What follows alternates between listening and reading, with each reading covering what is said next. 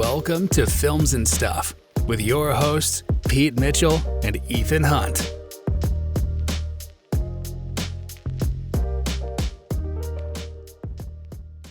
Okay, Pete, we are back.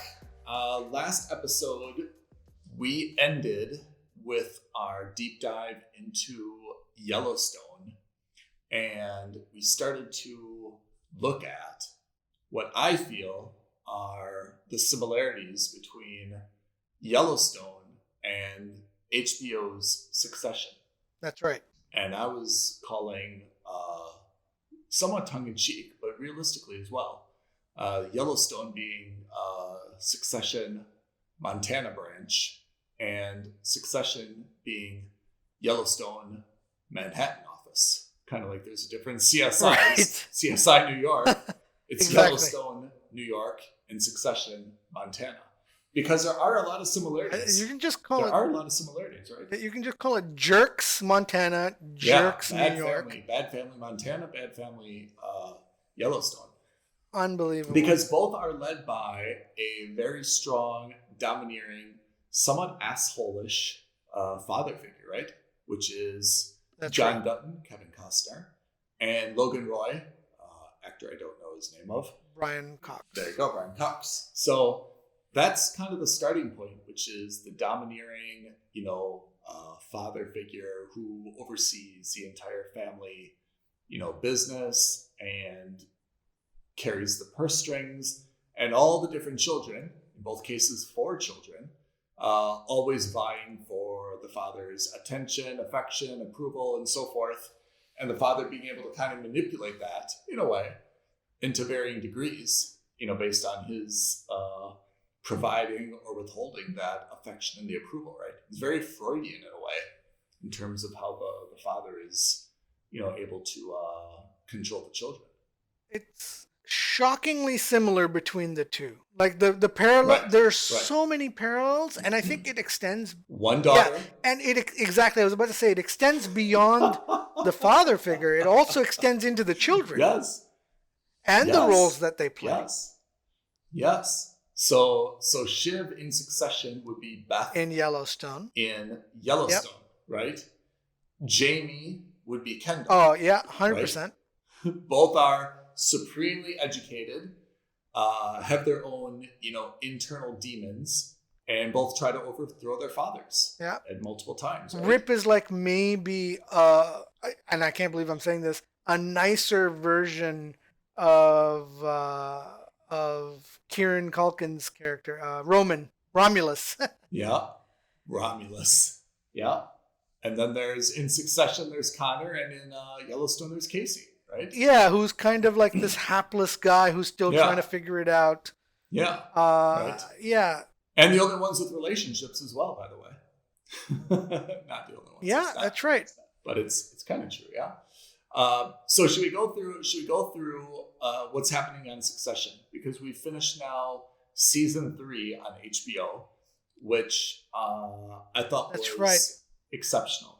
It was an end I did not see coming. I didn't see coming either, and I have to say credit to the writers because I think this sets up very, very well for the next season, right?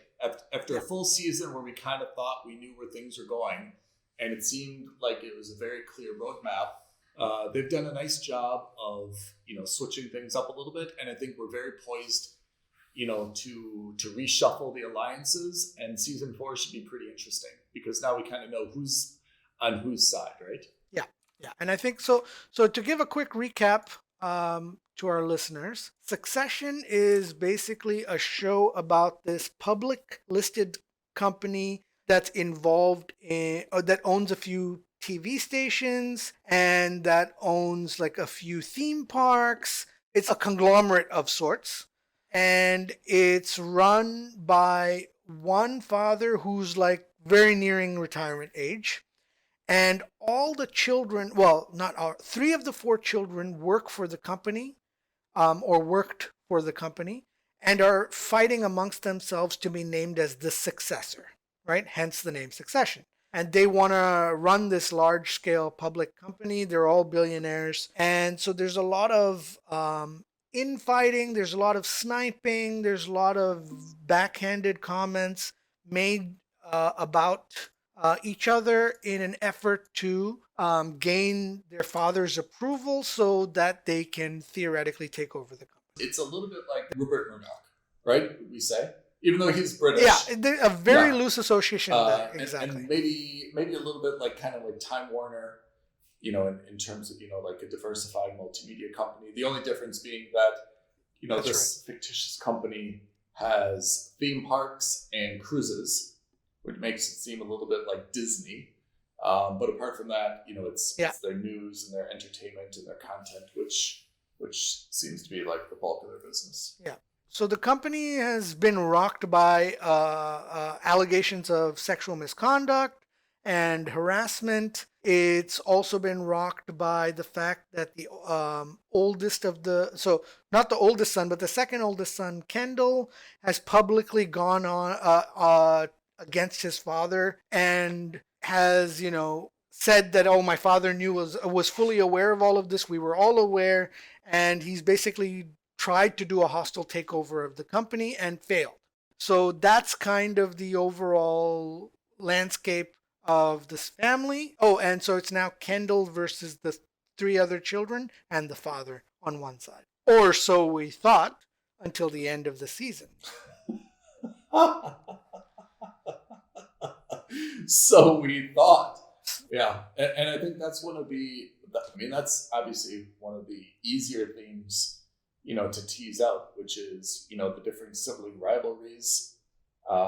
Kendall being the most polished, though a recovering substance addict, obviously, trying to wrestle, control, or at least take down, his father and, the existing shareholder structure. His 2 siblings, Shiv and Roman, obviously, now trying to, win their father's favor and trying to protect the company. And there's a little bit of a battle within the battle, because even within the sibling rivalry for control of the organization, apparently the way that we're supposed to understand this is that that family, the Roy family, through some trusts or holding companies or whatever, is still the controlling shareholder of that, publicly listed company. And regardless of their ability to fight and scheme and outmaneuver each other, the one glue that they seem to have is that they still want to keep the family in control of that entity so that they can kind of use it as their own little piggy bank. And in that way, it reminds me a little bit of Barbarians at the Gate, which was, what was this? RJ Nabisco, right? Right. Yeah, which is this huge conglomerate. No one really knows how it's run, how it's operated. It's a cash cow, and the executives kind of use the private jets and the facilities and everything, kind of for their own, personal benefit as well. And one of the things I see that I think is kind of silly is, we're taken to like the wedding, right, of the kid's first wife, Logan's ex-wife, or the kid's mother, Logan's, ex-wife. And who are all these people invited to the wedding? I mean, like, why is she inviting her ex-husband, Logan, to the wedding? Why is, the guest list seems super weird to me, but I guess that's just kind of necessary for the plot. But it seems like she's inviting a whole lot of people that she doesn't know. Plus that's probably how billionaires roll. Want to come to her own wedding. But so that's the recurring theme that's in season 3, which is, Kendall trying to wrestle down the company, Logan versus, Kendall. And we all kind of know how that's going to end, right? Yeah, so I think... let me ask it in a different way. Was there any doubt in your mind when it was Logan versus Kendall who was going to win? No.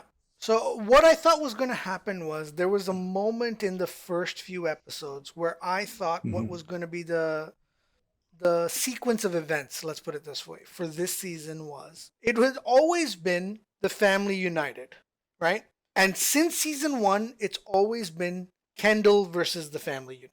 But he was still a part of the family, right? And then at the end of season 2, he betrays his family in a last-ditch effort to try to take over from his father. And then it becomes Kendall versus Logan and his 2 other children, plus Connor nebulously hanging around trying to run for president.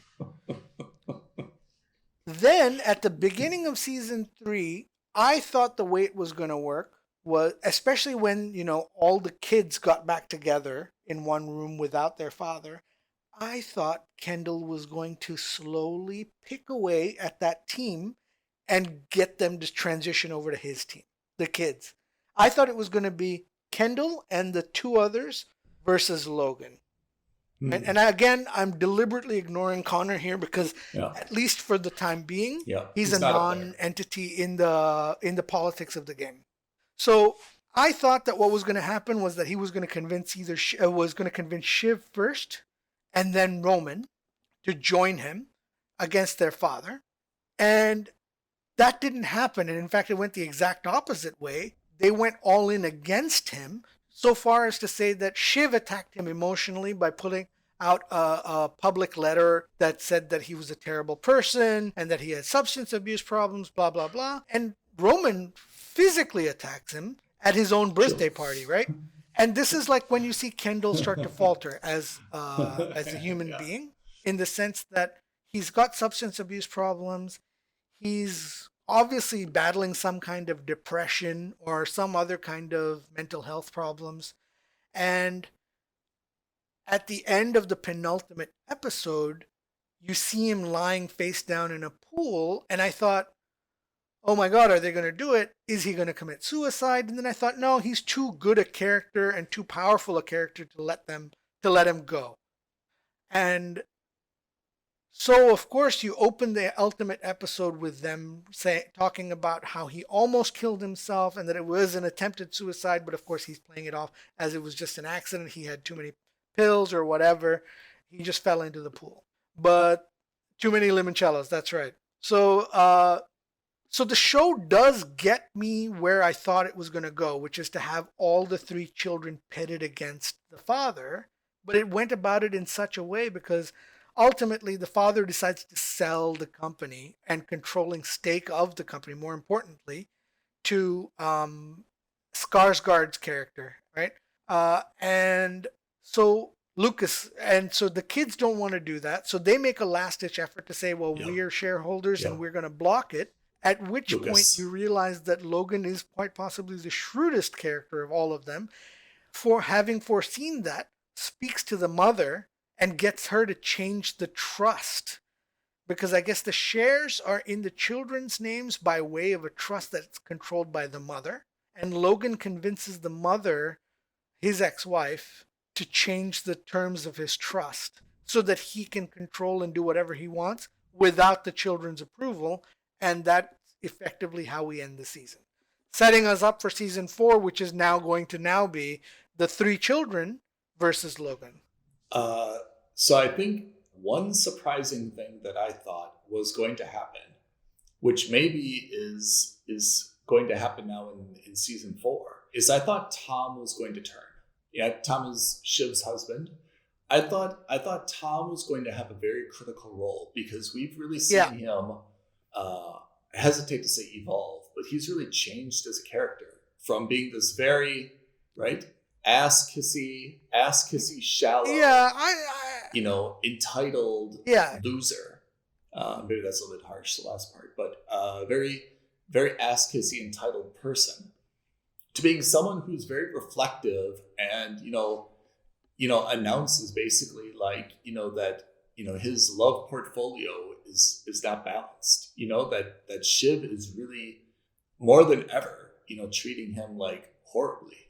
She's always been a little bit indifferent towards him. She's always been never really been faithful. I always saw it as a marriage of convenience for her. And it's very strange because it's sometimes she also has a lot of dissonance as a character, because sometimes she's this very, she came into this show as the independent sibling. Remember, she had some type of political consultancy or something in Washington, Super D.C., savvy, right? like political aid. And Yeah. she was intended to be kind of outside or above the fray of this business. She had her own, like political connections in Washington, D.C. She was a real shaker who's going to be a senator, who's going to be the next president, and so forth. So she was supposed to be kind of a strong, independent character. And I agree that, it was a marriage of convenience between her and Tom. She never really liked Tom. She's, had some tomfoolery on Tom. But she never was really so nasty to him as we've kind of seen in season 3, where I feel like all of her insecurities about her father, her place in the family have come out for no good reason. And, she's lost a lot of that like strong womanhood that we kind of saw previously, where she stayed above things and was comfortable in her own skin. Now she seems to just be very reactive and worried about her father's approval. And I thought that the way that she was starting to treat Tom was going to convince Tom that he should either come out and speak against the family. And actually, that's what I thought was going to happen in like whether it was the season finale or penultimate season finale. I thought that, Kendall was going to be really struggling to try to get any traction on his, campaign to bring down Logan. And Tom was going to come in and do this dramatic testimony or something, right, and say, hey, you know what? What's going on here is not right. This family is not good. And I thought kind of Tom was going to save the day. And maybe this still takes place, but Tom, based on this last episode, Tom's kind of like acknowledged that the family's not good and Shiv is not good, but I think he seems to have come to accept this and maybe like even tried to manipulate it for his own benefit. Rather than just kind of being this character along for the ride, it seems like he's going to take a more active role to try to be his own disruptive force or manipulator within this universe, right? Yeah. If there was ever a moment that I thought he was going to turn, it was going to be at that time when they had the Republican convention, the secret meeting to determine who's going to be the next president, and he meets Kendall secretly. Yeah. And then, so I think he's grown as a character in the sense that, like you rightfully said, he's kind of manned up, quote unquote, right? Whatever that means, in the sense that because he's faced his own mortality by way of potentially having gone to jail, and he came to terms with that. Like, if I'm going to go to jail, it's because I've offered myself up as the sacrificial lamb, because A, I want to be the sacrificial lamb, and B, I'm doing this for my wife's father, which ingratiated himself very much so in Logan's eyes, right? And it's clear to everyone that Shiv has some problem with Tom, because like even Roman made a comment about it. Everyone knows that everything's not perfect in their marriage, right? And at some point, there's only so much he's going to be able to take, right? There were times where I thought he was going to break, but at some point he is going to break. I don't know. I mean, I really don't know. The way that you explain it, I feel is very compelling, and I could probably buy into that, but I guess it could take one of two different forks. And I'm really not sure which one it takes, which is either he becomes this manipulator himself. And like you said, he's kind of come to terms with the fact that he was going to come to prison and he got through that. And I think he learned a lot about himself. And now I think he's either going to be this huge manipulator on his own and the staunch ally of Logan. And Logan's going to maybe like Tom more than his own daughter, and Tom's going to really be inner circle. And then if that happens, this could go one of two ways, which is either Shiv becomes a very... Oh my God, if he becomes the successor. Well, now it's going to be kind of weird because there's Lucas, right? So we'll get to that in a second, but it's either going to be Logan is going to turn to Tom and say, look, Tom, you're the guy I want to do this. You're always loyal, you're competent, blah, blah, blah. And Tom's going to be kind of the right-hand man of Logan, right? Forget Frank, forget Hugo, forget Carl and Jerry and all these other guys. Tom's going to be the guy, right? And either Shiv is going to be like, oh my God, Tom, now you're so powerful. I love you. I'm so attracted to you. And it's going to, turn her to love him more, or love him for the first time. Or she is going to split with Tom, and Tom's like, hey, I don't even need you. I've got my own in with the company. I don't need to marry into the company anymore. I've got it on my own merits, and those two are going to split apart, and it's going to be even more awkward. So I feel like it's going to go in one of those two different ways, but definitely Tom seems like he's going to be a power broker going forward, where he's always just kind of like... Yeah, you can see the balance. The balance is definitely shifting.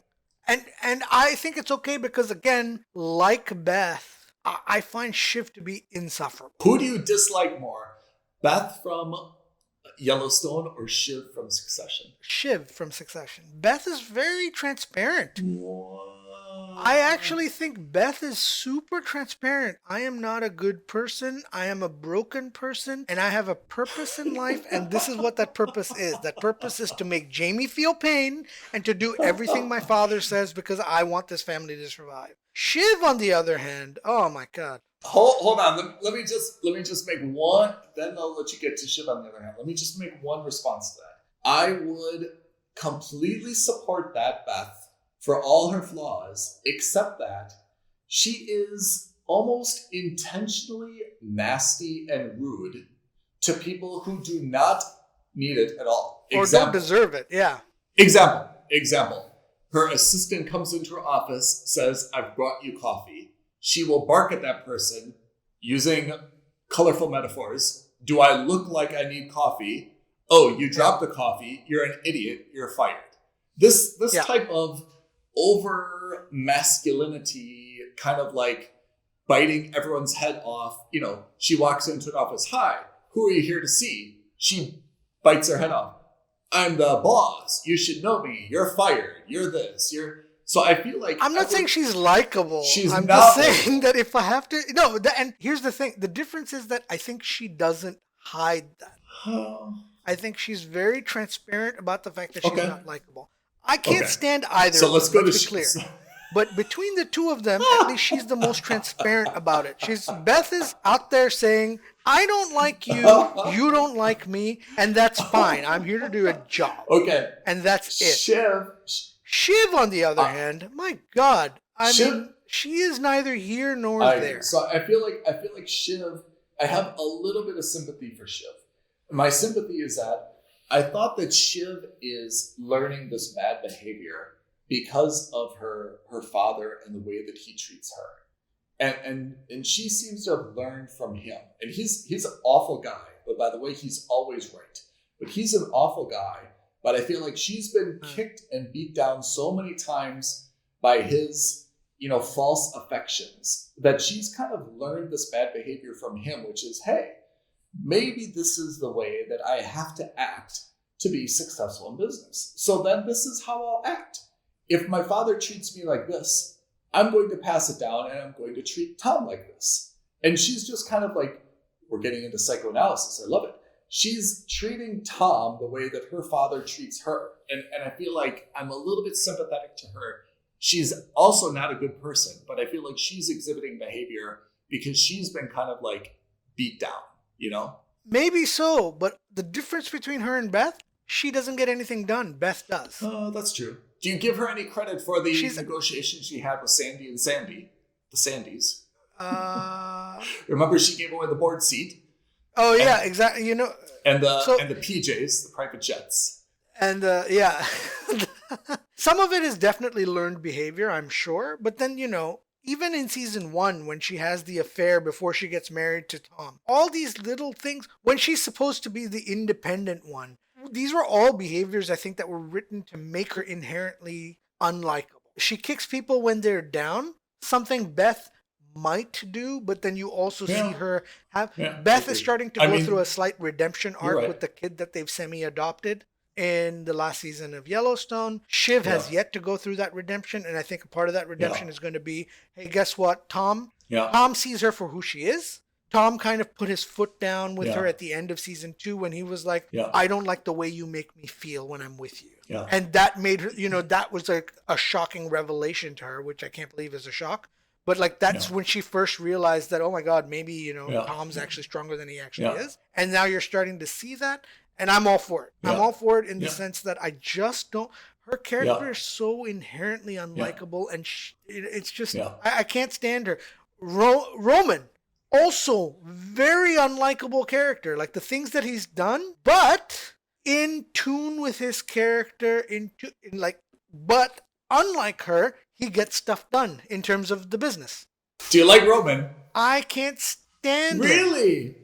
I liked Roman when Roman was a screw-off. And I liked Roman less when he kind of became his father's lackey. And you know the line by Kendall, in season 2, which is, "Why are you doing this? I'm doing it because my dad told me to," kind of applies to Roman in season 3, which is Roman's never been serious about the business. He's always been this very social kind of party boy, doesn't have any emotions at all. And this season we've seen him really kind of like do something that's so unlike him, which is suck up to his father. And it's, for me, it's a very strange scenario to see him so interested in being promoted, and he kind of like actively wants to be the new CEO, or he wants to be responsible for the business, where historically he's just been the party boy who know the best places in Prague or Manhattan or this underground club.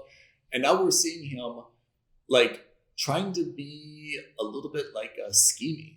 And I don't like that part of him. But just in terms of personality, I like his personality. I like his quips. He's he's like right? the witty. He's like the comic relief-esque. Yeah. Or comic relief light. Yes. He had the dalliance with Jerry. He's got a few quirks and features about him that kind of like make him stand out a bit more in terms of personality. He has a better personality, or at least a more vocal personality than any of the other siblings.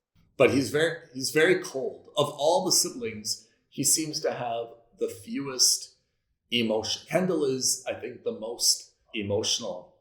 He is the softest. I think he's the softest in the sense that, I think he's the one that would really get most hurt by the things that happened, right? Which is why he tried to kill himself. He just had too many limoncellos and fall off his floaty. One too many limoncellos. But I agree. I mean, he's the one who, Kendall I like because, yes, he's always crying. He seems like the one who wants hugs. He seems to genuinely, love and feel pain and emotion.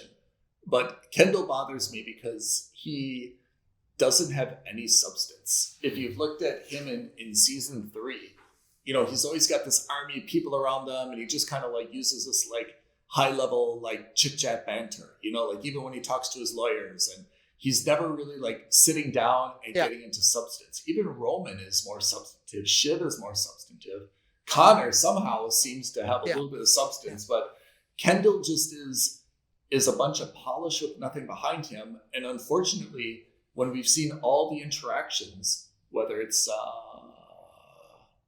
I can't remember this one guy, the guy who brought the Sandys, or this other guy who lives in the island that, him and Logan go visit, no one really, Stewie. Yeah, Stewie. Oh, no. Oh, no one really respects Kendall, because even though he's polished and likable, everyone kind of knows he's a little bit weak, and he's going to crumble, and Logan's always going to crush him in the end, right? It's just inevitable. Almost. Yeah. I think, so look, in terms of presentation, if you could have the face of the company, I think Kendall would be the best. If you were looking at someone who's actually cutthroat enough and to actually do the hard work, I think Roman is the best. I don't know. I think it's... Where does that leave Shiv? Yeah. That's the problem. I think, this is what Logan has been pushing for 3 years, or 3 seasons, which is, first of all, it's his company. And I don't think he ever once wanted or expected to give it up. He's like, it's mine. You guys do whatever you want to do. He never stopped any of his kids from doing anything. And I think he kind of uses them as bait to get them, closer to him. And he doesn't have any intention of giving the company away. But I think it's also because they're all flawed in their own way. And maybe that's where Tom comes in, or maybe that's why he brings in Skarsgård. Because Skarsgård, he realizes, like, look, none of my kids can take this thing over. They've all got some good qualities, but individually, none of them can manage this, right? And I think that's a very a big change. And let's see if the 3 can kind of band together and overcome this. But let me ask you about two other characters and tell me your thoughts about them. If one of them is Greg, I want to shoot him out of a cannon into the sun. Greg is coming. tell me what you think about Greg prior to season 3 and now his evolution towards the end of season 3. Where do you fall on I still Greg? don't. I can't stand him. Really? There's nothing about him that I like. He's this feckless guy who's like who stumbles into things, and he's just like, oh, I don't know. Well, I heard this, I heard that. I mean, you know what I mean? Like, I just don't get him. I just don't get him, and in such a high-paced, high-energy, fast-paced, moving environment like Waystar Royco, like he would have been eaten alive 10 times over already. Likely. And I agree. I mean, he's been a good comedic, I think, element to the show.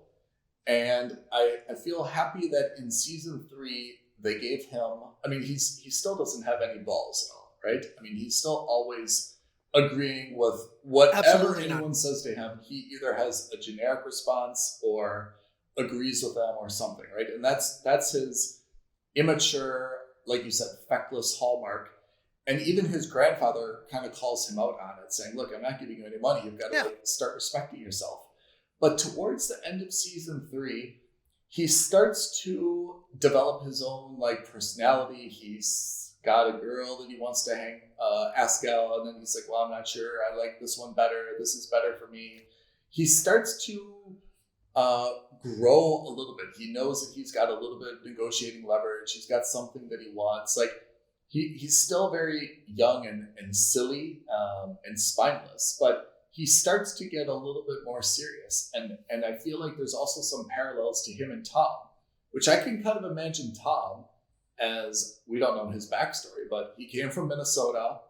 Maybe he was an intern similar to Greg. And Tom also has been spineless for years.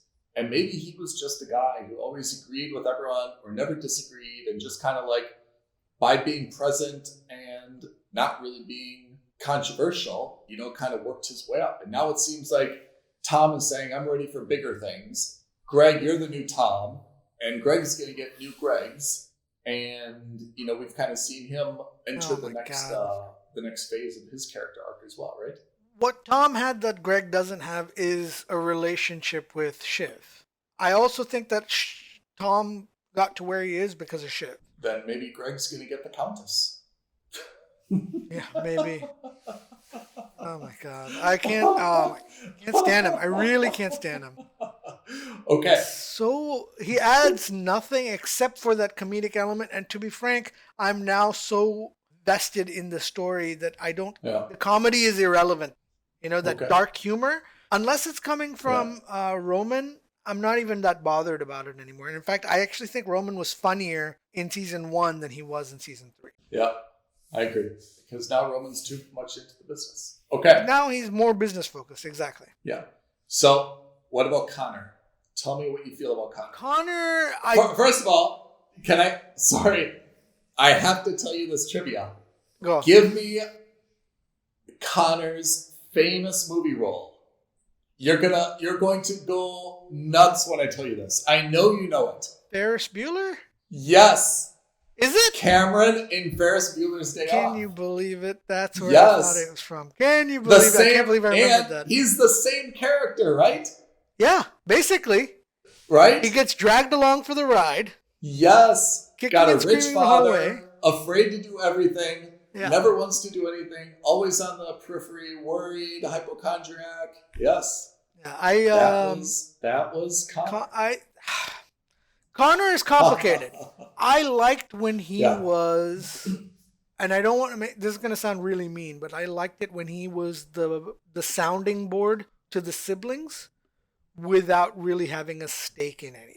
Yeah. When he didn't want to be president, before he wanted to be president, before he wanted to be anything, where he was just this like hippie ranch owner out in the middle of nowhere, New Mexico. And he was like the neutral family member who said that, look, I am not voting one way or another. I only vote with the family.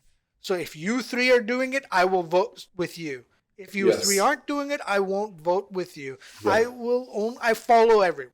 Right? I preferred that because what the show is missing now is a a true neutral. Everyone has an ulterior motive one way or another, including Frank and Jerry and all these people who initially were neutral, but now they're like, even Jerry in that last line, she's like, look, I have to do what's best for the shareholders, right? As CEO, as acting CEO or CFO of the company, it is my responsibility. I don't have any problem with that. Yeah, fair enough. Fair enough. Yeah. No, neither do I, and that's fine. But my point is that there's no one who's the sounding board anymore. There's no one that you can throw balls off of to get an idea, or ideas off of to get an idea of what's actually happening or not happening. Because even Connor's like, okay, well, Dad, why don't you put me into an operational role somewhere, maybe in Hong Kong or whatever, so that when I run for president, people won't say that I have no substance. Because he has no substance. Did you think that they would select Connor to run for president when they were sitting in the suite doing kind of the pony show that evening in this Federalist Society knockoff? No, and this is this is another parallel to Yellowstone. There was no way. I didn't, because I didn't have faith that Logan thought that his son had it in him. Unlike what's his face unlike Jamie. Unlike Kevin Costner. Kevin Costner knows his children are capable, whereas Logan knows that his children aren't. Oh, such a good statement right there. But I was convinced that Logan, and it wouldn't have been so far-fetched either. I would consider one of the Koch brothers or someone else, or someone from the Walton family, running for president. I was pretty convinced that Logan was going to choose Connor, at least to be kind of like a vice president. But I thought they'd put everything behind him, and I thought that would be Connor, who is the punchline in terms of running to president. And his dad would say, you know what, why? Why don't I do this? This makes so much sense. I'll put you as president. And they were just going to give him like $1 billion of funding and say, go run and win. And maybe he would have lost, but that would have been kind of the storyline, which is, Connor campaigning. Yeah, it would have taken the publicity away from the family, right? Yeah.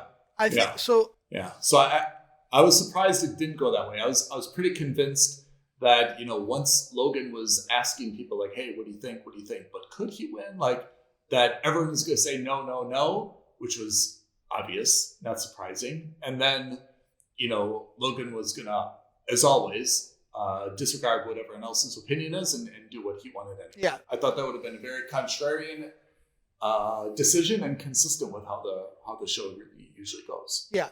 But I think it fundamentally goes down to the fact that the father just doesn't have faith in his show for whatever reason. True. Yeah? And each of them has done the right thing. Well, the reason is that they're all idiots. I mean, it's not for whatever reason. The reason is because they're not him. They're either too cutthroat or not cutthroat enough, or not focused enough, or too focused. So no one's got the right balance as far as he's concerned.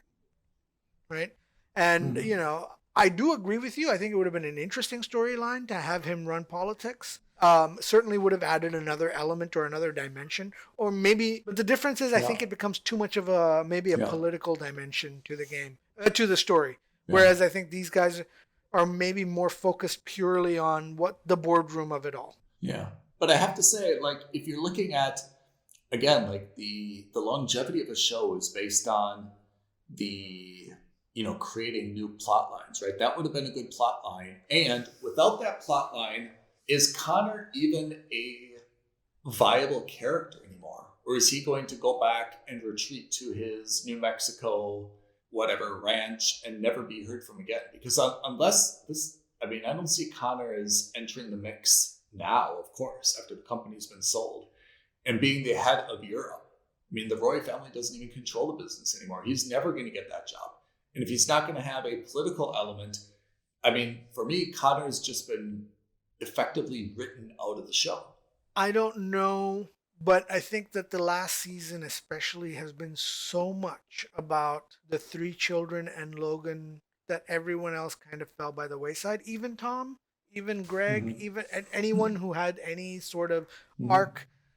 It was almost irrelevant to me. Marsha. Anyway. And I'm not saying that's a good thing or a bad thing. It's just Me Yeah. personally, what got me Yeah. hooked was the finance world is like that's my wheelhouse, right? That's our wheelhouse. That's what we know. We know business. We understand it. So that all became it became very interesting to me to see the it's like a courtroom battle but in the boardroom, right? So everyone's playing a game of chess. Yeah. Order Yes, battle. fair enough. Everyone's playing a game of chess, but really Logan's the only Thrones. one who knows where all the pieces are going to be at the end of the day. So let's make our predictions. Now we're at an interesting place, right? We're at the end of season 3. We've done this for other shows. We're the writers. We've got, complete, control over the creative control. Where do we put this show now to make season 4 even more compelling than season 3? What's our enduring storyline, plot, twists, characters that are going to be prominently featured? Where should you and I go with this? I think Tom plays an integral role. I think you're right. I think Tom transitions into Logan's right-hand man, replaces the 3 children. So, as surrogates anyway for the business. And I see Logan relying on Tom to represent the Roy interest in Waystar Royco. It's not to say that they're going to fire the kids, but I think they're effectively, because the way the season ended, they've effectively been fired or demoted at best, right? Sidelined. Yeah. So let me ask you, let's go through a few scenarios. You tell me what you think is going to happen. Do you think that the transaction is going to be finalized, right? So it appears that the ex-wife has changed some details of the trust. So Logan now has all the votes that he needs to allow the company to be acquired by Gojo. Do you think this transaction is going to be executed and that Gojo will now be the controlling shareholder of Waystar? I think yes. And I think what makes next season compelling is to watch the 3 kids work their way to undermine it so that they regain controlling whatever it is. Do you think Logan is going to be happy with the acquisition? Is he going to be like, hey, this is great. I'm chairman emeritus. I've got this, high profile role. It's exactly what I wanted. Do you think he's going to be happy, or do you think he's going to want to unwind this transaction? Yeah, history would tell us that he can't not be in control, right? But at the same time, you see him get really like at that last meeting with Skarsgård with Lucas. I feel You can like he see cannot, that twinkle in his eyes where he was accept, just like, "I'm tired he, of he this." can't build things without destroying it, right? Does he live up to Yes. that? I don't know. Yes. Is that a part of his personality? I see him dying on his desk. I don't see him dying on some yacht in the Mediterranean. So I agree. I think I'm kind of setting this up for, let's say, like there's going to be 2 different storylines in season 4, and they're going to kind of converge. So I think the first one is going to be, let's say we fast forward season 4, we see Waystar functioning now under Gojo. Lucas and his team are in charge. Logan is, just this old legend, somehow sidelined into this, basement dark corner office. Tom is, working his way through Logan, trying to get in maybe with Lucas. Maybe that's a plot twist, is that Tom kind of leapfrogs Logan and now he's in with Lucas. Greg's got his own divisions and is running all sorts of like nonsense in the Buffalo branch. But I think Logan has to try to destroy this. Somehow Logan's going to try to either demerge, undermine Logan, or undermine Lucas. Somehow Logan is going to have to try to take control back of this entity. And then I think the second line of this is that I think the kids, I assume that they take their money, but they're out of the organization. I feel like they're going to build a competitor. It's going to be those 3 building a competitor, and then they're going to want to somehow have that competitor take control of Gojo, which is being undermined by their father somehow. So maybe the share price is low, and their new competing entity wants to acquire it so that they can effectively own Logan. What do you think of the storyline for season 4. Are we hired? I like it. We're always hired, first of all. I will never back down from that challenge.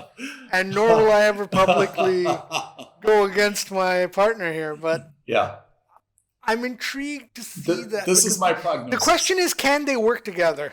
And I think that's what we're going to start to see in the next series. Whatever they do, they're going to have to do it together. Yeah.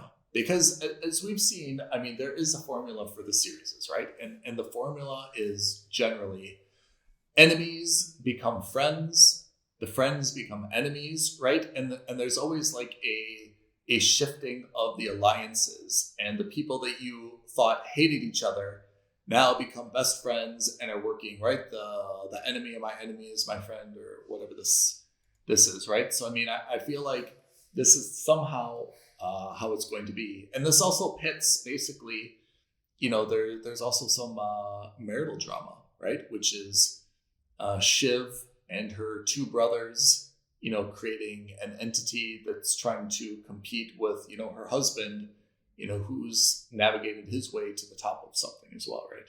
So I feel like there needs to be some momentary decoupling where we follow these 2 different kind of like corporate paths. But at the same time, we kind of know where this is leading, which is, you know, the siblings are going to, you know, to come out on top. So I think it'll be a nice break. It'll be a nice change of pace to see what you've suggested. Right? I think the last 3 seasons have been too much of us seeing them at loggerheads all the time. All the time. I agree. So I think it'll be interesting to see. Okay, look, we're going to run 2 respective races simultaneously. Yep. We're not going to intersect until the very end. You know, maybe the last 2 or 3 episodes we interact, and that's it. I agree. Which will be. I agree. I think it'll be refreshing for the show. Probably not very realistic, but very refreshing. Give me some crazy predictions. Not even that you believe are true. Just give me some crazy plot twist. Something that not even a plot twist. Like, let me throw one out, and you'll see where I'm going with this. Season 4, Roman starts to openly date Jerry. Give me something like this. Let's just make some crazy predictions that we think is going to take place, right? Season 4, Tom and Greg bring down Waystar Gojo, or Gojo Waystar Royko, with some secret documents that Greg has squirreled away, like he's prone to do, and that the federal investigation that was on the Roys gets shifted onto Lucas, and that is used as the excuse to either demerge or to cancel. I feel like Connor is going to no longer be with his girlfriend, and his fiance now, and is somehow going to have something much more scandalous or high profile that's going to somehow bring him back into this. Oh yeah, I don't see that lasting at all. Or his fiance now, right? There has to be some type of story arc for Connor, because he can't have unless he's going to somehow get an executive position. Somehow Connor needs to be brought back in. So I'm going to say he leaves this fiance, or this fiance leaves him. He finds someone else who's equally high profile and totally crazy, and they become like this. Maybe he starts dating a senator, for example, and, you know, the father and the kids start to use Connor to get like political favors or something. There has to be some way where he becomes like surprisingly, in a twist, an important element that now they need him, whereas previously they just thought he was this kind of bumbling, fool. Oh, and another twist to that, he's actually being used as an inside mall. Yes. Maybe he's been planted as a mole through an investigation. Okay. What about Logan's wife, Marcia? There's some weird stuff here, right? Is he dating his assistant or not dating his assistant? I imagine that they're definitely sleeping together, and I don't know what's going on with Marcia. I liked Marcia. Oh, really? Yeah. Okay. I like that she stood up to the kids, man. I thought that was really good. That's true. So is Marcia going to have... She wasn't a dick. Yeah. She wasn't a jerk. Yeah. She was very straight-laced, and she stood up to the kids. Yeah. Like the biological mother, Yeah. she's terrible. Like as a mom, Yeah. she's I agree. terrible. I agree. I would never can you imagine doing what she did to your own children? Oh my God, Yeah. I couldn't. You know what I mean? Like, Yeah. I wouldn't want to be a part of that fight. But if I were forced into that, like Logan would have forced her into it, Yeah. I would have sided with my kids first, not with my ex-husband who I hate. So that's interesting. What if we see something where it's Marcia, right, who seems to be kind of negotiating something, somehow takes control, and it's the kids versus Marcia, or the kids and Logan versus Marcia, right? Or Marcia and the kids versus Logan. Is she even going to be a part of this? I don't think Marcia's going to be a part of this at all anymore. I mean, maybe not.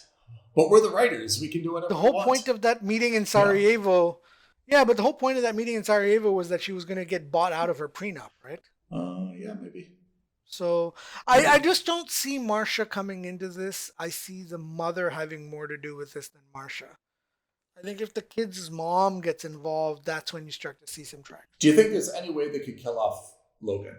I feel like the show really struggles without Logan, right? No, the show doesn't really exist without him.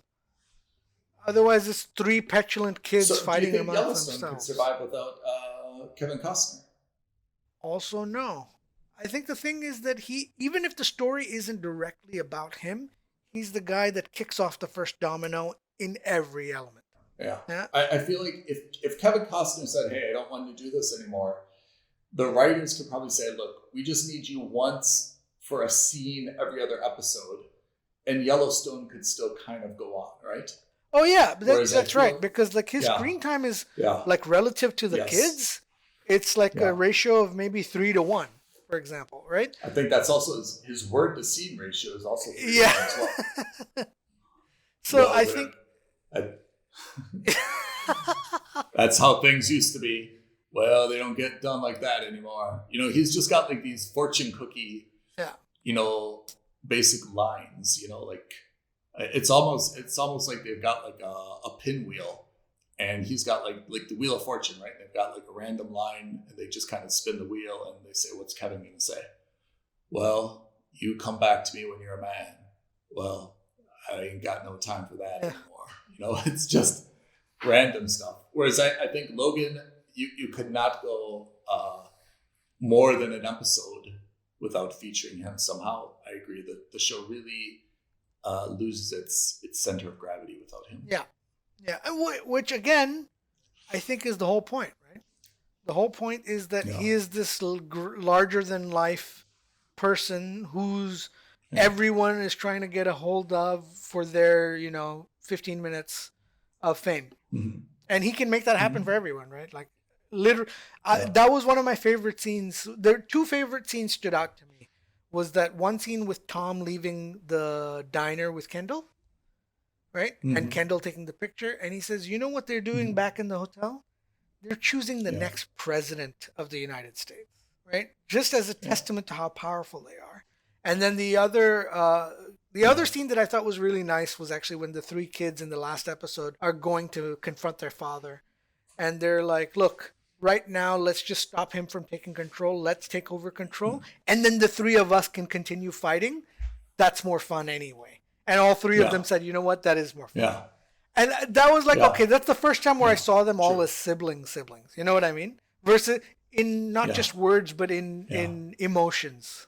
But there's something I have to say. There's one distinction between the siblings in Yellowstone versus Succession. In Succession, I have to say that it seems like in business, the siblings really do like each other. But in life, they're actually okay. They actually care about Kendall when he, potentially commits suicide. That opening dinner table scene. They actually don't dislike each other as people. They kind of like each other as people. But when it comes to business, they say, look, this person's not my brother. They're my enemy. Whereas Yellowstone doesn't really have those boundaries. It's, you've screwed me in business, therefore I hate you as a person. And that's primarily between Beth and Jamie. Casey's not so Yeah, but involved. again, that's you get when you see the scene and you understand what he did to her. You kind of understand where that comes Do you think from. it's better that should have been left unsaid? Isn't it nice to have like the right? Probably, or at least unshown. Like I think there's something about these. I mean, everyone wants to know like why. What's the reason? What's the history? What's the backstory? Sometimes it's nice when there's a little bit of intrigue, right? In terms Mystery. of like what happened to those guys that. Yeah, I think it's because she's so negative they had to. She's such a nasty person. Yeah. I don't think they had a choice, right? She baits him into throwing a punch at her face. She baits him into a bunch of different things.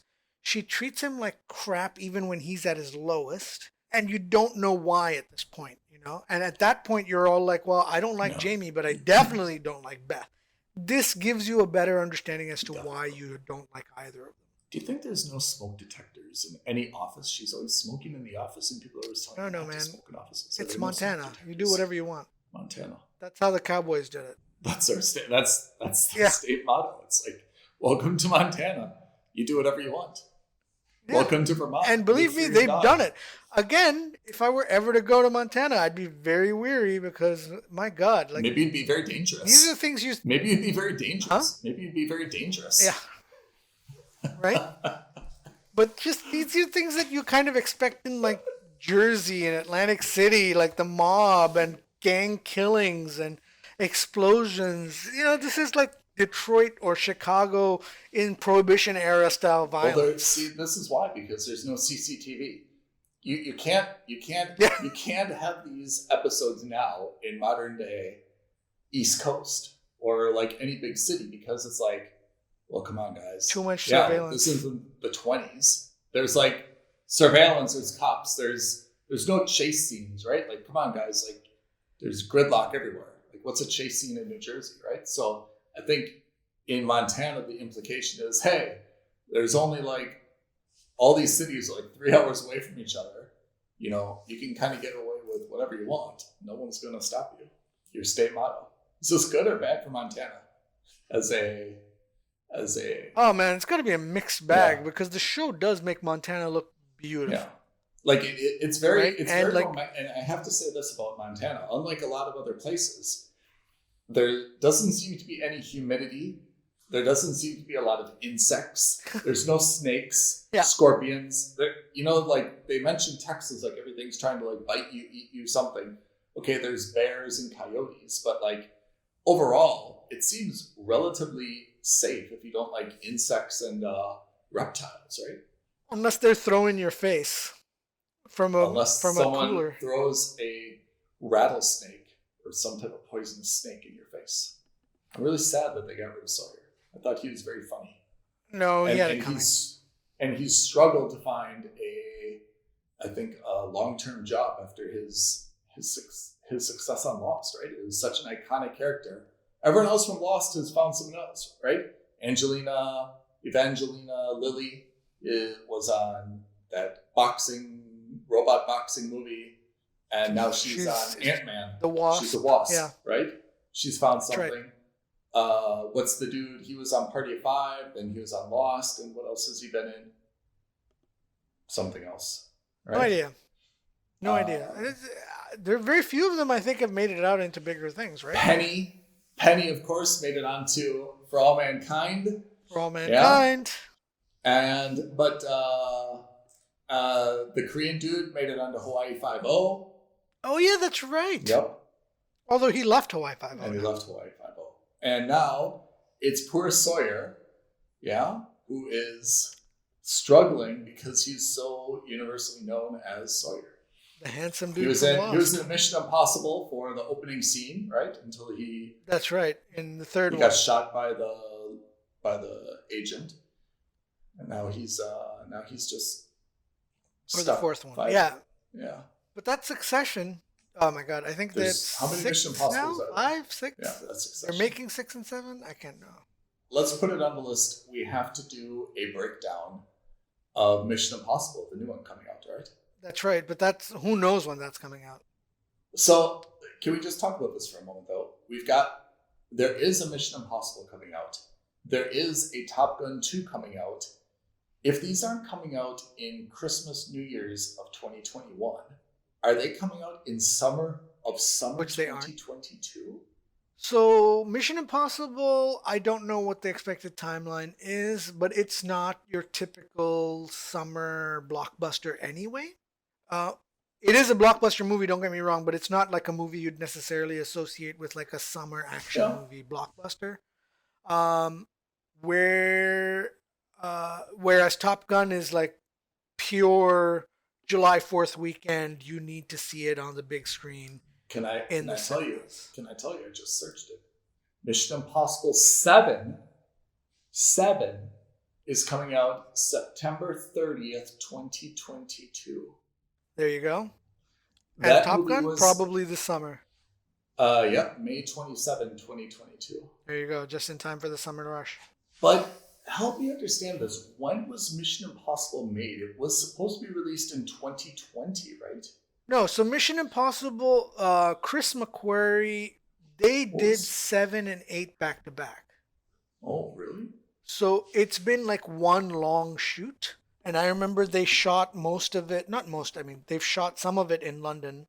And they were still shooting as of last year. Of course, pandemic had lots of problems with that. So I don't know where they are in terms of filming. But I assume all filming is now done, at least for 7. And if I remember correctly, they said they were going to film the next 2 back to back, which means that they must have also filmed 8, or they're on the verge of filming. Yeah, I'm extremely excited about it. I have to say, both of these movies, I mean, Top Gun 2 and Mission Impossible 7, I'm really looking forward to both of these, actually. And I'm not sure what's going... We've got Matrix, we've got Spider-Man, which is our next breakdown, No Way Home. And then we've got Matrix. So I am looking forward to it, but I don't know anything about... You told me, and... So I saw Spider-Man, by the way, and I can't wait for you to watch it so that we can discuss it. Can we just say briefly, no spoilers for me or for our listeners, but help put me in the mindset of how I should be watching this movie. As we've joked before, do we have to have seen Spider-Man 1, 2, 3, 1, and 2 to see this Spider-Man? So as with any Marvel movie, my recommendation always is try to watch the immediate prequels to any series. And that's not a Spider-Man specific piece of advice. Any Marvel movie that's a sequel. That's life advice. That's advice. Yeah, just do yourself a favor and watch the movie that preceded it, or the 2 movies that preceded it. Okay. Because inevitably... So watch Tom Holland 1 and 2.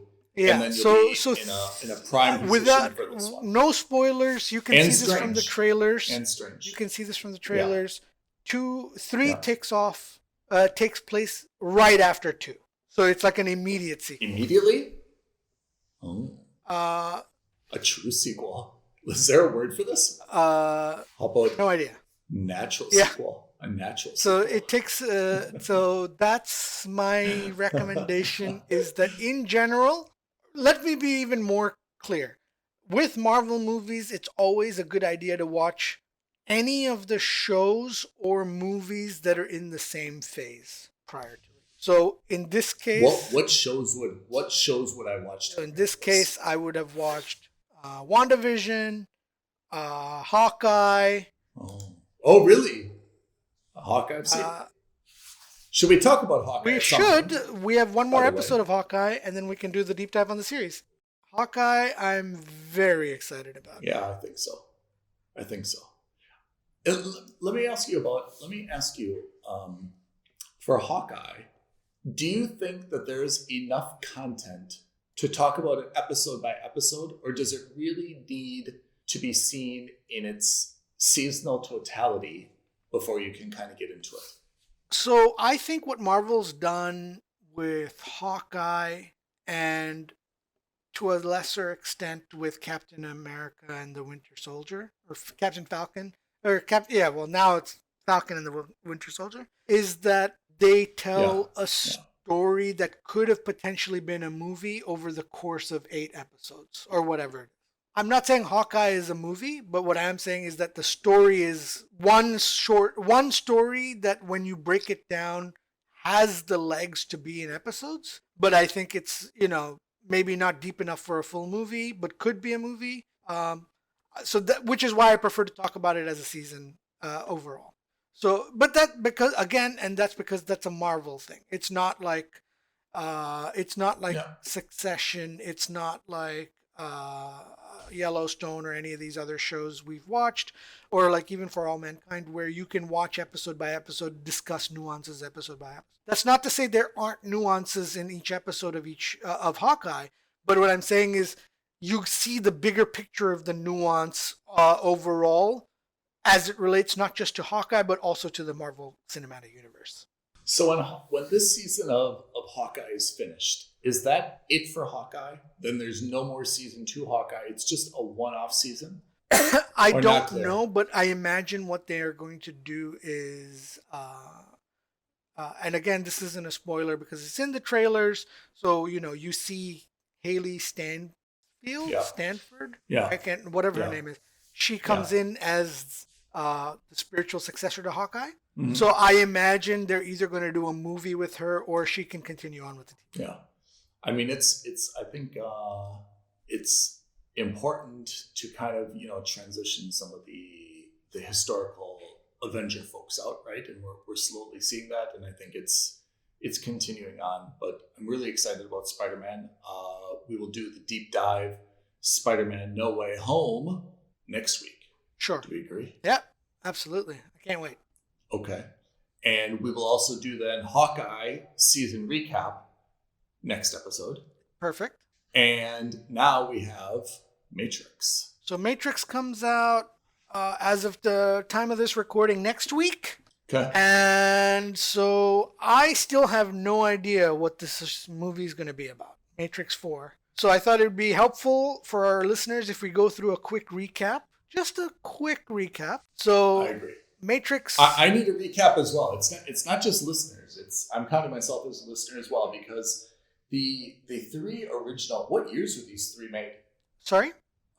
What years were Matrix? 99, 02, and 03, Oh, really? or 02 and 04. Wow, they're like that. 18 years, 20 years old. Oh, yeah, absolutely. Oof.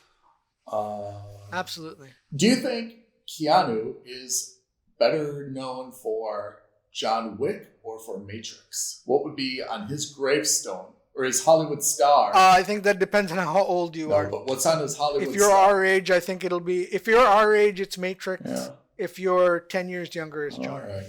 All right. It comes down to that. I think he's of the two more iconic roles, and that's I take that 100% back because he's still. I still remember him from Bill and Ted. Yeah. So that for me is his first most iconic. Yeah, Bill and Ted's Excellent Adventure. Yeah. Right. So so that's in terms of his action man renaissance. Even before that, it was Speed. That was, I think, his breakout role into that genre. Yeah. I would say his Hollywood star would mention The Matrix. I think that was I would agree. And I say it because I think that that's a more enduring series. John Wick is an action series, but I think the world without Matrix would be missing something from cinematic history. Whereas, I mean, that was pretty groundbreaking. Even if you look at like a lot of special effects and a lot of like pop culture references, they're all related to Matrix, right? Whereas I think John Wick is, of course, a very well-known character. He plays that character incredibly well. There's so much good action. The choreography and the fight scenes are, superb. But if you took those movies out of cinematic history, to be honest, we wouldn't really be worse off. There wouldn't be like this gap that needed to be somehow filled. So I think his Hollywood star should reference The Matrix. Speed had its day, but again, I think the world without Speed, someone else could have filled that role for him. It didn't necessarily need to be him. But it's interesting to see that Speed, both him and who was the bus driver? Sandra Bullock, had equally, A-list careers, right? Coming from that. Indeed. That's not an easy thing to say when there's male-female co-stars. Usually someone eclipses the other person coming in or exiting, right? I would say in terms of drama, she probably has eclipsed him, but in terms, he's made a resurgence over the last 5 or 6 years. Yeah. But clearly any A-list, that includes, not gender specific, but, just any A-list would include both of them, right? I think so. Yeah. Okay. All right. So help me understand the Matrix. Remind me of what happened with Matrix Reloaded. What was the third one? Matrix Revolution? Revolutions. No. Yeah, Resurrections is the new one. Oh. So in the original Matrix, you find out that Neo, or Keanu Reeves' character, is living in a simulation. He's got this feeling that something's not quite right with the world, but he's not sure what it is. And he realizes with the help of Morpheus and Trinity that humans have been enslaved by robots. And robots are keeping humans around for their electric potential in their bioelectric, right? So some science, sustainable energy source, exactly. And so they're plugged into sustainable the simulation to prevent people from revolt, right? It's just to keep people in a passive state. So he breaks, at the end of that first movie, they break out of the Matrix, or by the end of that first movie, they break out of the Matrix, and they confront the robots who are controlling them, or not the robots, but the programs that are controlling them, and say that, hey, we know about this now, and we're going to bring freedom to the masses, right? And that's how the first one ends. And for me, really, it was a good movie. It was a great movie. At that point, I didn't think a sequel needed to be made, but of course, because it ended in a very clean, neat way, right? No one left that movie. The special effects were interesting. Like, everything about that movie was like super cool. There was good closure. It left it open-ended so that you could imagine what the future would be like. That's fine. Yes. And then, so they made the sequel. But then, Reloaded. So then they made Reloaded. So Reloaded and Revolutions were filmed back to back. And the idea is that they're one movie split over two. And the concept of that is Neo has been fighting the machines in the simulated world. They've been battling here and there. But now the machines are trying to destroy the human population that's not connected to the Matrix. And they all live in a place called Zion. Right. So the machines, like, literally, maybe not literally, Physical they are world, exactly actually trying to break into this Zion physical world and actually kill the remaining human beings who are not somehow into the Matrix, correct? That's right. So they want to kill these interlopers who have the potential for causing chaos, right? Yes. So that's the idea. And so at the second movie, you see them continue their fight, and the bad guy from the first movie, Agent Smith, played by Hugo Weaving. Yes. He was destroyed by Neo, but the way Neo destroys him, I don't know how he rewrites his code or whatever he does, and that makes Agent Smith a virus within the Matrix, right? So Agent Smith is now fighting against Neo, but he's also fighting against the Matrix because the Matrix doesn't want a virus in there as well. He is becoming more and more powerful because he gets to replicate his virus everywhere else. And so, as a virus will do. As a virus does. So the point is that at the end of the second movie, you find out that Neo has the capability somehow, and it's not clear exactly how, to control the machines even in the physical. Yes. Because he's somehow connected to the Matrix even when he's not plugged in. Because he is the quote-unquote the one. Yes. So I think this is one of these points that is a great trick in filmmaking that you and I always have to be careful that we just accept, which is it's not clear how, why. There's actually no legitimate reason, but we just have to accept, like a Christopher Nolan film, that Neo can actually control physical machines. That's right. Or right? He doesn't know exactly how, but you just have to accept it. Right? So that's the mystery that's left in the second movie. simultaneously, you also find out that Agent Smith is able to take over the mind of a human and enter the physical world. So even though he exists as a virus in the Matrix, he's now taken over the body of a real human who was plugged into the Matrix and is controlling him in the real world. Also, not fully explained why or how. Fine, no problem, because again, you suspend a little bit of that questioning disbelief because, you're getting through the movie Pete, and it's an interesting concept. Yeah. Pete, it's like we always say, we'll cross that bridge when we get to it. And at this point, we'll cross that bridge when we get to it. Right? Exactly. Agent Smith can do it, and we just have to cross that bridge when we get to it. And so, Matrix 3, a direct sequel, as in it continues where 2 left off. With Revolutions.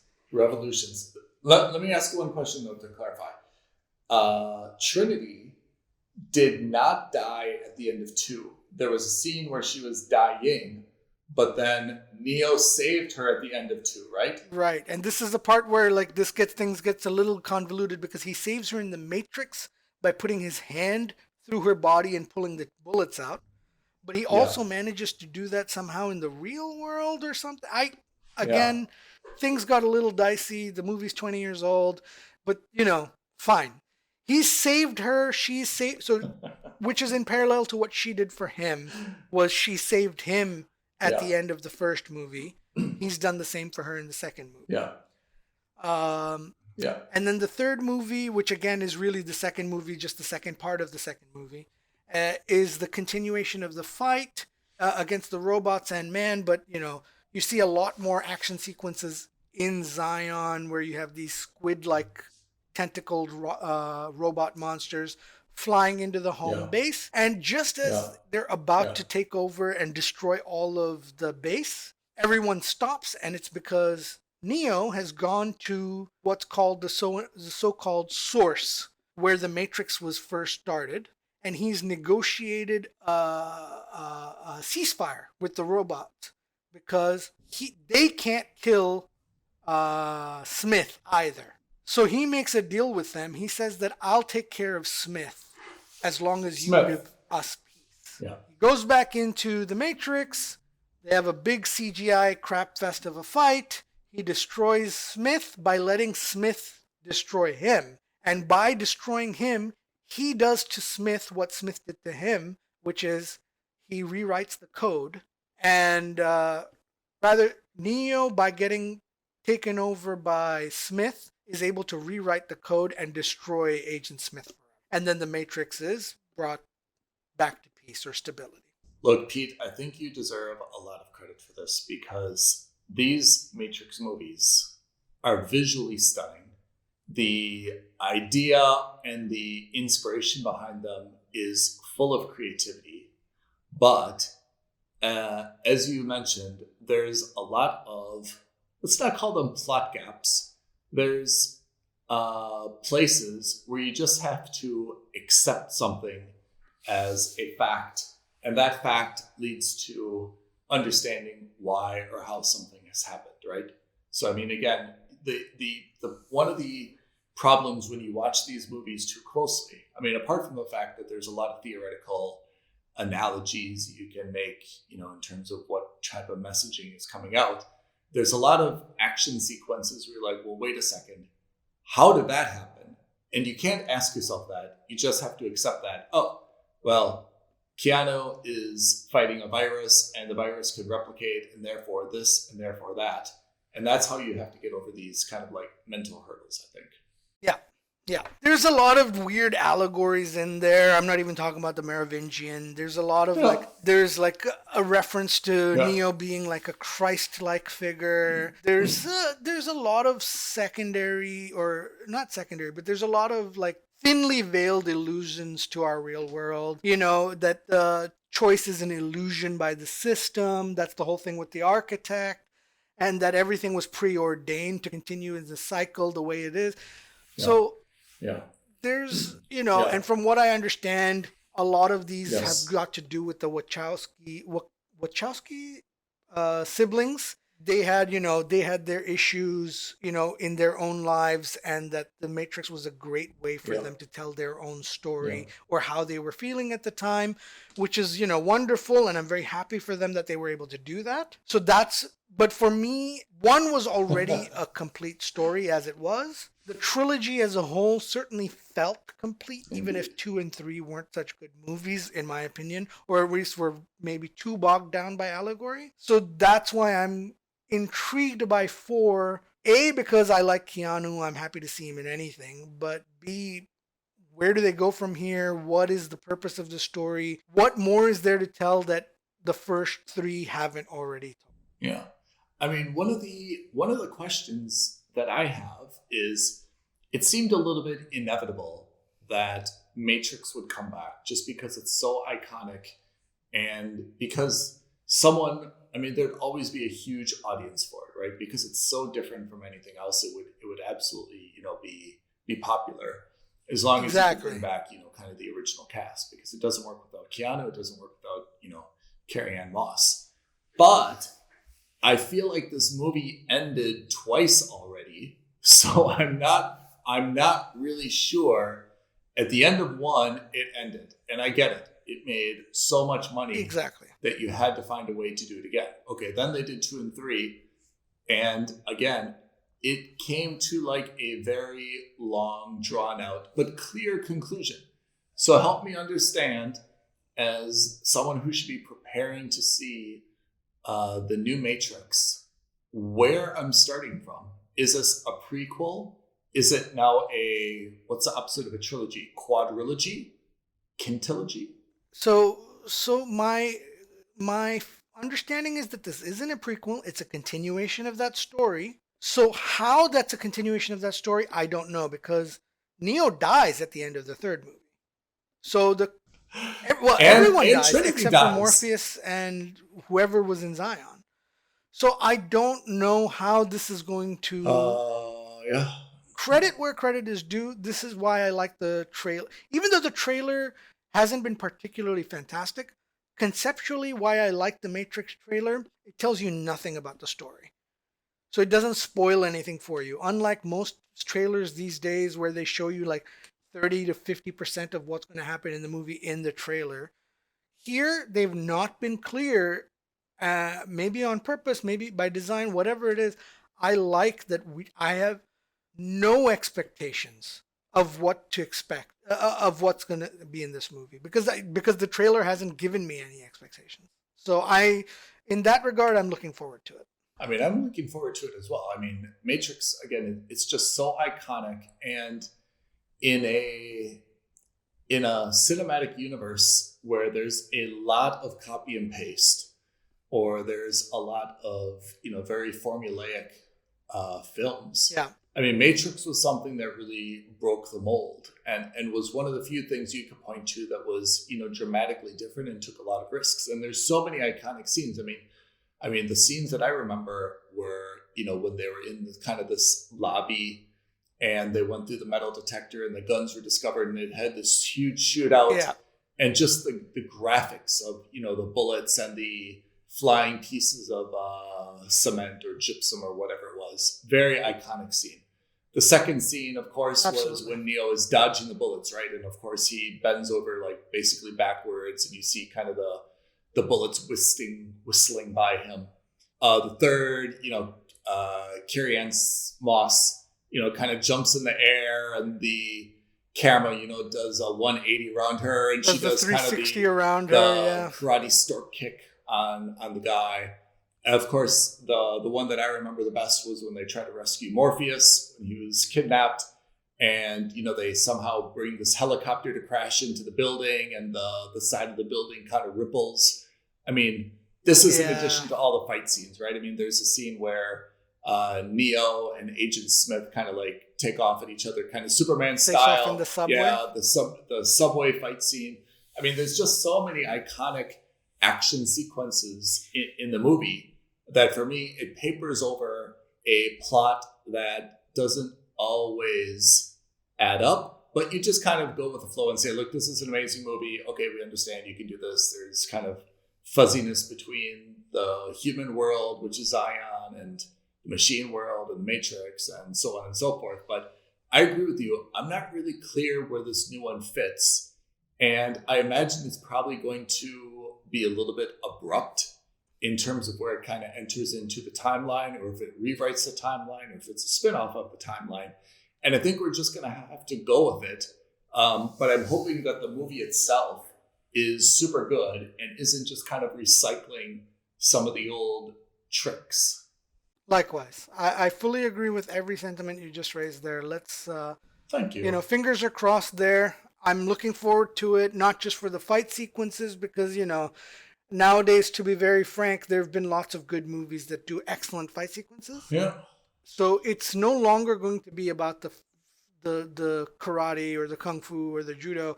It's going to be more about the concept, for me at least. And so I'm very interested to see where this goes now. Do you think it's fair to say that this is not the last that we've seen of The Matrix? I have no idea. I mean, I assume this movie is not going to.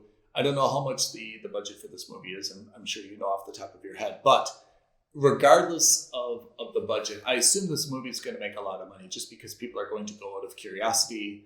There's not a whole lot of competing entertainment at the time. Let's say it makes a good amount of money. I think anything where it's popular probably justifies a second, right? Probably a second.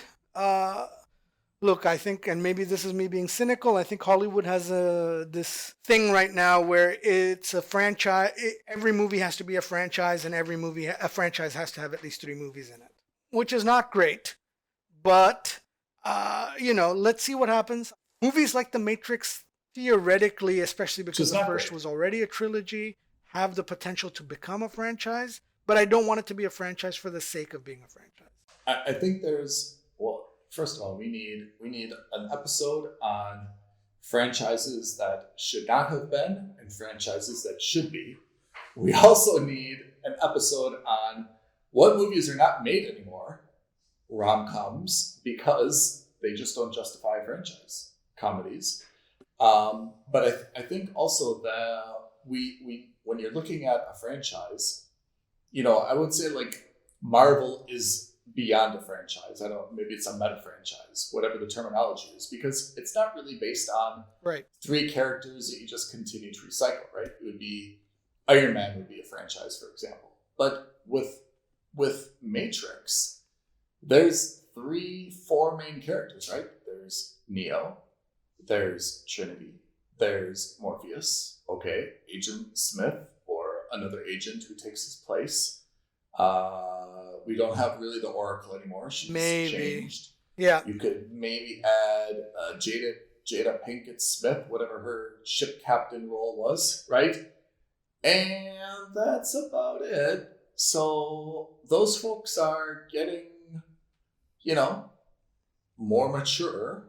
I mean, how long are we going to have, Keanu acting as Neo?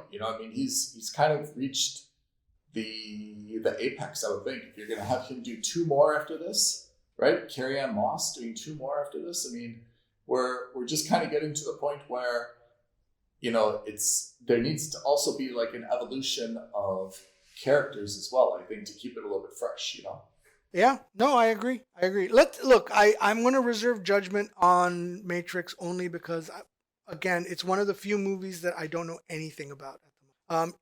Even having seen the trailer. Mm-hmm. So, again, testament to the trailer. I don't like knowing what the movie's all about before going to see it. So, Agreed. I think this will probably be an in-depth discussion on The Matrix when we see it. Next episode, when we discuss Spider-Man, can we also add a side, which is I'd like to talk a little bit about Venom and Carnage. We'll have to. It's a part of it. Okay. Perfect. Got it. Perfect. Okay, my friend Pete. Thank you that's a good resting point for this week. Indeed it is. We'll see you next time, listeners. Or hear you next time, listeners. Have a good one, everyone. Thank you for listening to another episode of Films and Stuff. If you haven't already, please subscribe and review on Apple Podcasts, Spotify, or wherever podcasts are downloaded. Films and Stuff. There is no substitute.